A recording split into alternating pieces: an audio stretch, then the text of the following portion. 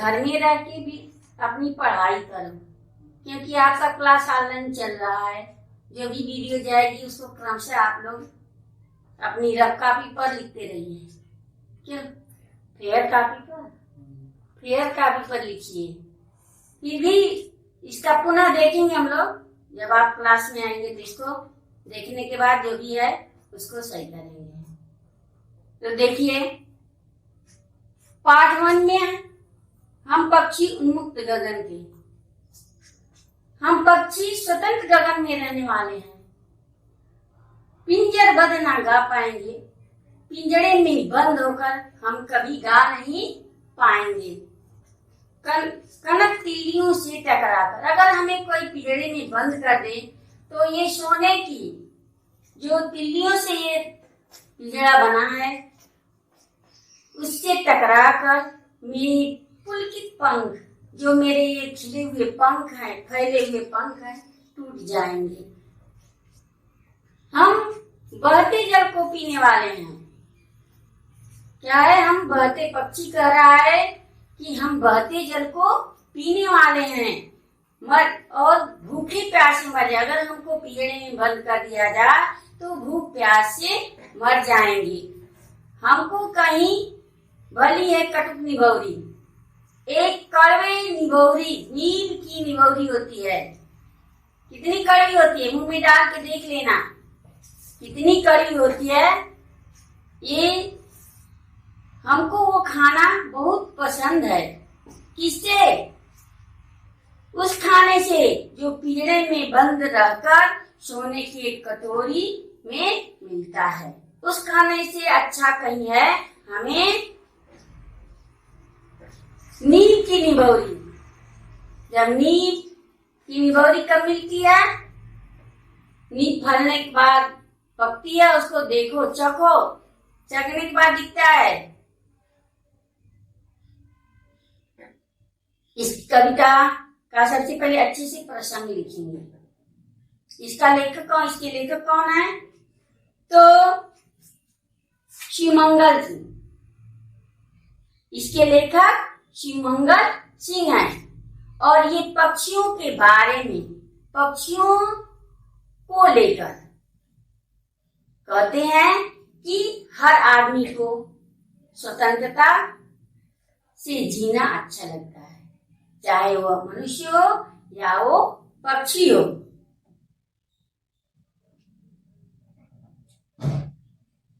पिंजरे में बंद मतलब ये परतंत्रता का है, किसी के अंदर रहना। सबसे बड़ी ये चीज है कि परतंत्रता। अगर परतंत्रता किसी को पसंद नहीं है, परतंत्रता किसी को पसंद नहीं है, हर आदमी स्वतंत्र रहना चाहता है। तो इस कविता में वही है। फिर अगला देखिए।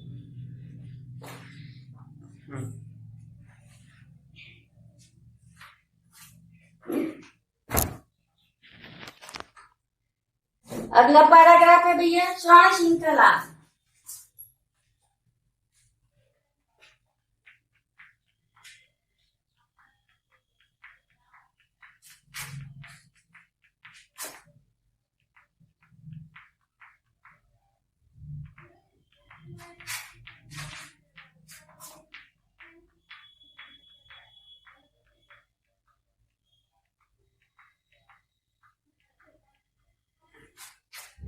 इसमें दिया है, स्वर्ण श्रृंखला के बंधन में अपनी गति उड़ान न भूलें, बस सपनों में देख रहे हैं तर की फुंगी पर के झूले, ऐसे थे अरमान की उड़ते नीले नभ की सीमा पाने।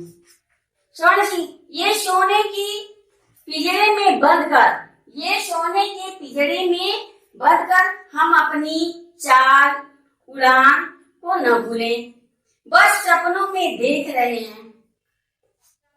जब आदमी परतंत्रता में बंध जाता है तो स्वतंत्रता को स्वप्न के अनुसार देखता है, स्वप्न की तरह देखता है। हम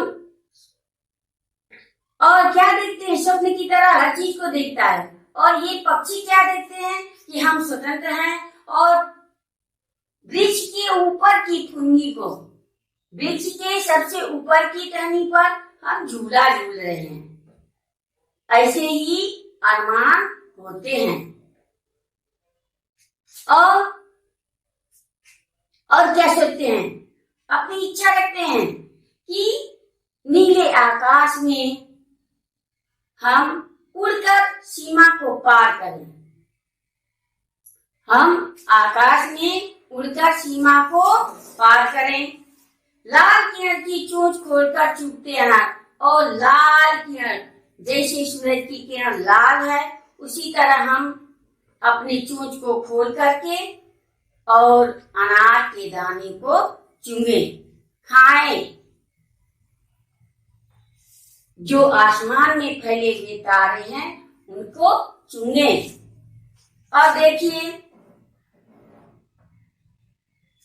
इस कविता में कभी कह रहा है कि आदमी बंधन में बंधकर आदमी अपनी गति को भूल जाता है, और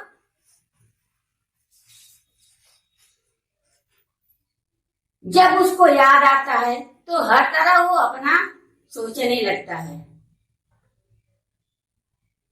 इसके बाद देखिए, अगला है होती सीमाहीन चिड़ी।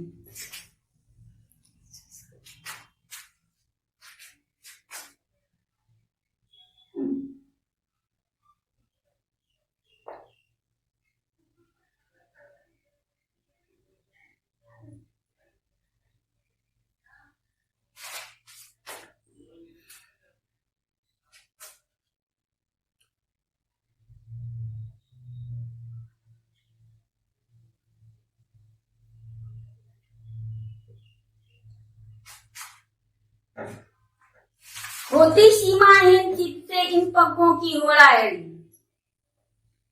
जो ये आकाश में जिसकी कोई सीमा ना हो, उसको इस पार से उस पार जाने के लिए आपस में हम उड़ान भरते हैं, होड़ाहड़ी, तर्क वितर्क करते हैं, हाराबाजी करते हैं, और या तो क्षितिज मिलन बिंदु बन जाता है, या तंती सांसों में, या तो किनारा मिल जाता है, या तो किनारा हमारा मिल जाता है, और नहीं तो हमारी सांसें फूलने लगती हैं।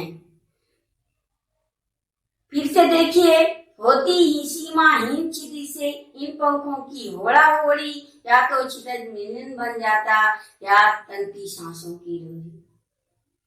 इस सीमा, जिसकी कोई सीमा ना हो, जिसके किनारे की कोई सीमा ना हो, इन पंखों से हम हाराबाजी करते हैं। या तो हमको सीमा मिल जाती है, किनारा मिल जाता है, और या हमारी सांसें फूलने लगती है।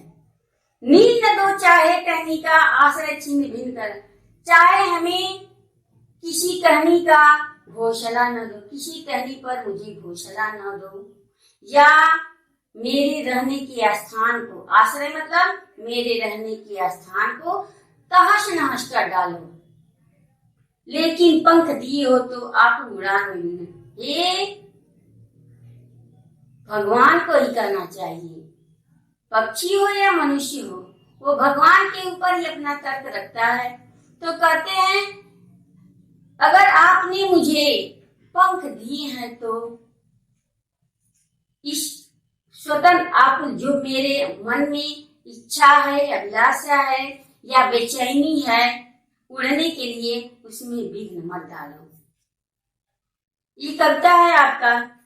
इसमें आप सबसे पहले प्रसंग लिखेंगे।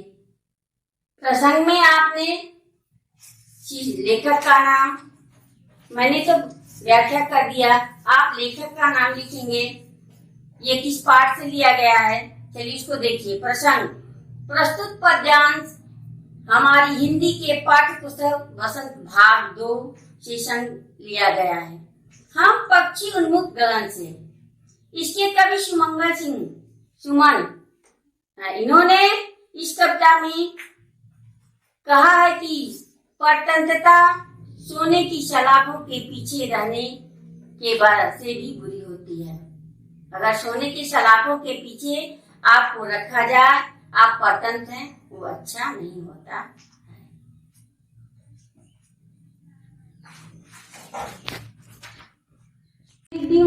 एक पैराग्राफ का, दूसरे का देखो, स्वर्ण श्रृंखला, सोने से बना, अपनी गति अपनी चाल।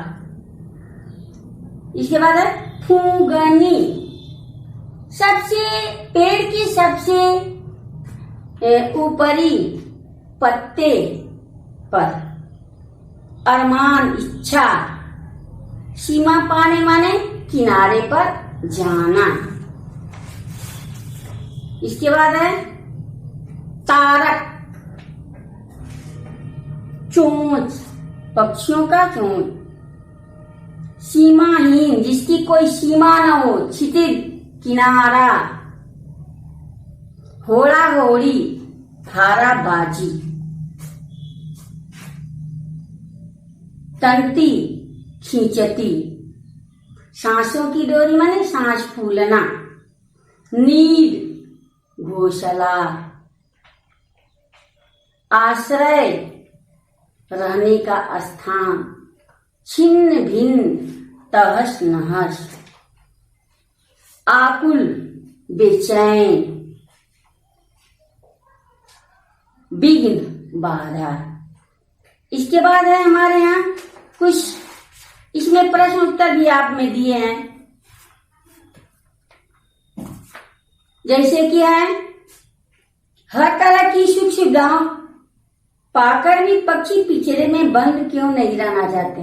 पक्षी नहीं, कोई भी क्यों नहीं रहना चाहता है जी? पक्षी किसी भी रूप में बंधन में रहना नहीं चाहते हैं, क्योंकि वे खुले आसमान में ऊंची उड़ान भरना, बहता जल पीना व कड़वी निभौरी खाना पसंद करते हैं। आपकी पूरी कविता में दो ही क्वेश्चन है, एक का आंसर है हर तरह। बुक में देखिए, आपका ये है हर तरह की सुविधाओं को पाकर भी पक्षी पिंजरे में बंद क्यों नहीं रहना चाहते? आपका ये रहा, इसका आंसर हो जाएगा पक्षी किसी भी रूप में बंधन में रहना नहीं पसंद करते, खुले आसमान में उड़ना चाहते हैं, बहता जल पीना चाहते हैं और कड़वी नींद की निमौरी खाना चाहते हैं। और अगला क्वेश्चन है आपका, पक्षी उन्मुक्त रहकर अपनी कौन कौन सी इच्छाएं पूरा करना चाहता है? पक्षी उन्मुक्त मतलब स्वतंत्र रहकर ऊंची उड़ान भरना चाहता है, बहता जल पीना चाहता है, कड़वी नींद की निभौरियां खाना चाहता है, पेड़ों की ऊंची टहनियों पर झूलना, अपनी चोंच से आकाश के तारों को तोड़ना, छितर मिलेन आदि करके अपनी इच्छा पूरी करना चाहता है। और आपकी बुक में थोड़ी थोड़ी दिया है भाव स्पष्ट करने के लिए, आप उसको बुक को देख के अपने घर में फिर कॉपी पर कर लीजिएगा।